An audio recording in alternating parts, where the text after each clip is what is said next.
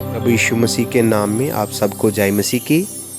विश्वास करता हूँ कि आप सुरक्षित हैं। परमेश्वर का धन्यवाद हो।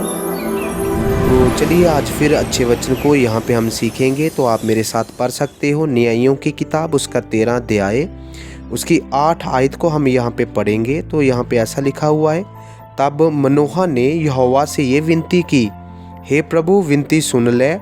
परमेश्वर का वो जन जिसे तूने भेजा था फिर हमारे पास आए और हमें सिखाए कि जो बालक उत्पन्न होने वाला है हम उससे क्या क्या करें। तो आप एक और आयत को पढ़ सकते हो, न्यायियों की किताब उसका 16 अध्याय उसकी 20 और 21 आयत को आप पढ़ सकते हो। तो यहाँ पे ऐसा लिखा है, तब उसने उससे कहा, हे शिमशोन फ़लस्तीनी तेरी घात में है।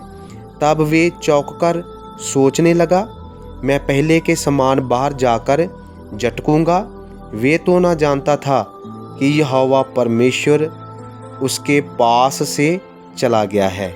तब फ़लस्तीनियों ने उसको पकड़कर उनके आंखें फोड़ डाली और उस गंजे को ले जाकर पित्तल की बेड़ियों से जकड़ दिया और उसे बंदी गृह में डाल दिया और वे चक्की पीसने लगा। तो हमने यहाँ पे 2 बातें सीखी हैं। पहली बात ये है कि परमेश्वर का एक परिवार के अंदर आना, और दूसरी बात ये है कि पाप के कारण परमेश्वर का उस परिवार के अंदर से चले जाना। तो जब हम न्यायियों की किताब उसका 13 अध्याय को पढ़ते हैं तो यहाँ पर हम एक अच्छे परिवार के बारे में देखते हैं, और ये परिवार बड़े लंबे समय से परमेश्वर के साथ साथ चलता आ रहा था। और इस परिवार ने परमेश्वर की हजूरी को, परमेश्वर की प्रेजेंस को बहुत लंबे समय से अपने परिवार के अंदर संभाल कर रखा हुआ था। और इसलिए परमेश्वर ने अपने स्वर्गीय दूत को इस परिवार के अंदर भेजा, और वो स्वर्गीय दूत बहुत बड़ी आशीष को उस परिवार में लेकर आया, और उस परिवार ने दोनों हाथों से परमेश्वर की आशीष को स्वीकार किया, परमेश्वर की ब्लेसिंग को रिसीव किया, और परमेश्वर ने बहुत अद्भुत कार्य उस परिवार में किए। और अद्भुत कार्य होने का कारण यही था कि परमेश्वर की हजूरी, परमेश्वर की मौजूदगी उस परिवार के अंदर थी और बनी हुई थी।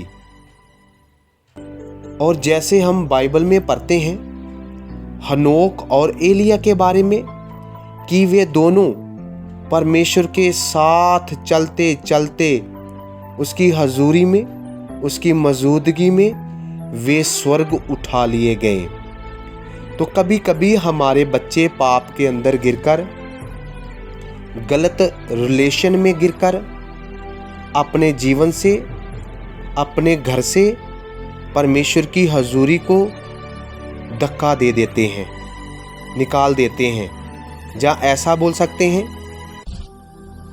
कि परमेश्वर की हजूरी को, मौजूदगी को अपने जीवन से वे निकाल देते हैं सदा सर्वदा के लिए। लेकिन माँ बाप की उम्र निकल गई परमेश्वर के साथ चलते चलते, लेकिन बच्चों ने कुछ समय के अंदर ही अंदर ऐसे बुरे काम किए, पाप किए कि परमेश्वर को उस पाप के कारण मजबूर होना पड़ा कि उनको छोड़कर वे चला जाए। तो चलिए, एक परिवार में रहते हुए जब हम एक परिवार में है तो हम परमेश्वर के साथ सदा सर्वदा चलते रहें, ताकि जब हम इस दुनिया में अपनी जीवन यात्रा को ख़त्म करें तो अपने परिवार में परमेश्वर की हजूरी को, परमेश्वर की मौजूदगी को छोड़कर जाएं, ताकि हमारी आने वाली जनरेशन्स, पीढ़ियाँ परमेश्वर के साथ साथ चलती रहें और उसकी महिमा करती रहें। और धरती पर परमेश्वर का नाम बढ़ता चला जाए। परमेश्वर का धन्यवाद हो इन अच्छे वचनों के लिए। मैं विश्वास करता हूँ कि आप इन अच्छे वचनों के द्वारा आशीषित हो चुके हैं। परमेश्वर का धन्यवाद हो।